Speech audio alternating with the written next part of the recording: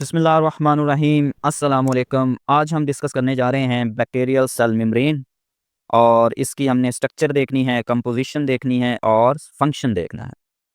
सबसे पहले हमें यह पता होना चाहिए कि सेल मेम्ब्रेन बैक्टीरियल सेल में कहाँ पाई जाती है। It is located just beneath the cell wall in most bacteria. तो ज़्यादातर बैक्टीरिया के अंदर ये सेल वॉल के नीचे पाई जाती है। अगर यहाँ पे आप सेल को देखें, बैक्टीरियल सेल को, तो आपको जो सेल वॉल नज़र आ रही है, इसके नीचे आपको ये ऑरेंज कलर की बॉल नज़र आ रही है। इस वॉल को क्या कहते हैं? इसको कहते हैं सेल मेम्ब्रेन।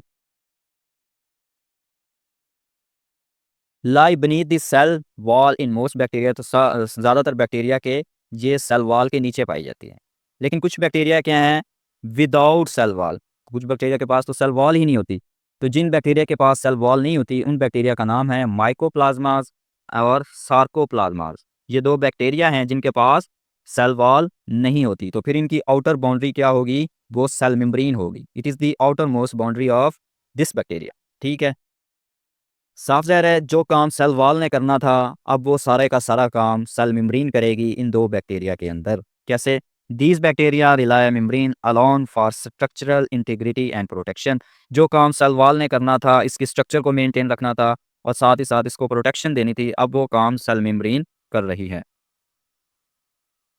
अब हम इस सेल मेम्ब्रेन की कंपोजिशन देखते हैं, बैक्टीरियल सेल मेम्ब्रेन की। तो इनके पास सबसे पहले इनके पास स्टीरोल नहीं होता, और वो स्टीरोल किसका होता है? कोलेस्ट्रॉल का। तो कोलेस्ट्रॉल इनके सेल मेम्ब्रेन में नहीं होता। ये किनकी सेल मेम्ब्रेन में होता है? ये यूकैरियोटिक सेल मेम्ब्रेन में होता है, यानी कि प्लांट है, एनिमल है, फंजाई है, एल्गी है, तो उनकी सेल मेम्ब्रेन के अंदर कोलेस्ट्रॉल होता है, जबकि बैक्टीरियल सेल मेम्ब्रेन के अंदर कोलेस्ट्रॉल नहीं होता। अगर आप यहाँ पे स्ट्रक्चर देखें तो आपको कहीं भी कोलेस्ट्रॉल नज़र नहीं आएगा। The absence of sterol. अब ये स्टीरोल ना होने की वजह से क्या होगा? Affect membrane fluidity. सबसे पहले इसकी जो मेम्ब्रेन फ्लूइडिटी है वो अफेक्ट होगी। दूसरा, उसकी स्टेबिलिटी पर भी इफेक्ट आएगा। तो फिर बैक्टीरिया इसको मैनेज करते हैं दूसरे मैकेनिज्म अप्लाई करके। अब वो मैकेनिज्म क्या है वो हम नेक्स्ट स्लाइड में देखते हैं। स्ट्रक्चरल अडेप्टेशन क्या है? सबसे पहले जो बैक्टीरियल सेल मेम्ब्रेन है, ये फोल्ड बनाती है अंदर की तरफ, उसको हम कहते हैं इन्वेजिनेशन।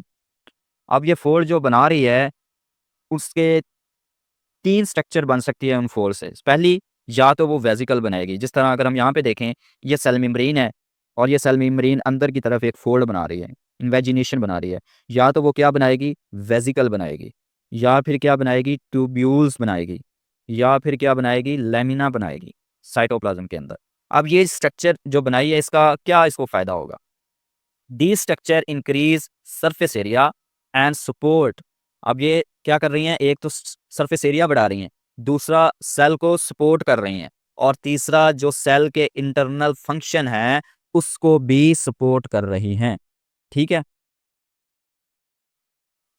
नेक्स्ट है मीजोसोम। क्या है? मीजोसोम भी सेल मेम्ब्रेन की इन्वेजिनेशन से ही बनता है। इन्वेजिनेटेड स्ट्रक्चर ऑफ मेम्ब्रेन। ये देखें, सेल मेम्ब्रेन है और ये अंदर की तरफ इसने एक इन्वेजिनेशन बनाई है, और इस इन्वेजिनेशन में ये आपको मीजोसोम नज़र आ रहा है। ठीक है, अब ये मीजोसोम का काम क्या है? ये डीएनए रेप्लिकेशन करवाता है। सेल बैक्टीरियल सेल का जो डीएनए, उसकी रेप्लिकेशन कौन करवाता है? मीजोसोम करवाता है। फिर उसके बाद ये सेल डिवीजन में भी हेल्प करता है। सेल डिवीजन में भी ये मीजोसोम हेल्प करता है। और थर्ड पे क्या है? ये रेस्पिरेटरी सेंटर है, यानी कि जिस तरह यूकैरियोटिक सेल के अंदर माइटोकॉन्ड्रिया है, यूकैरियोटिक सेल के अंदर माइटोकॉन्ड्रिया होता है, इसी तरह बैक्टीरियल सेल के अंदर मीजोसोम होता है, जो काम वही करता है जो माइटोकॉन्ड्रिया यूकैरियोटिक सेल के अंदर करता है। तो मीजोसोम के तीन फंक्शन हमने पढ़े कि ये डीएनए रेप्लिकेशन करवाता है, सेल डिवीजन में हेल्प करता है, और रिस्पिरेटरी सेंटर है, यानी कि एनर्जी ये बनाता है। मेटाबॉलिक जो रिएक्शन है वो मीजोसोम के अंदर होने हैं। Mesosome assist in chromosome organisation and energy production. अब ये देखो, एक तो उसने मीजोसोम ने क्या करना है? क्रोमोसोम को तरतीब देना है। दूसरा उसका काम क्या है? ये एनर्जी प्रोडक्शन भी करता है। तो ये था आज का हमारा टॉपिक सेल मेम्ब्रेन, और उसकी हमने केमिकल कंपोजिशन देखी और साथ में उसके जो स्ट्रक्चरल डेरिवेटिव्स थे वो आज हमने देखे। उम्मीद है इस लेक्चर की आपको समझ आई होगी, और अगर आपको ये वीडियो अच्छी लगी तो आपने इसको लाइक करना है, हमारे चैनल को सब्सक्राइब करना है और इस वीडियो को अपने दोस्तों के साथ शेयर करना है। Thank you.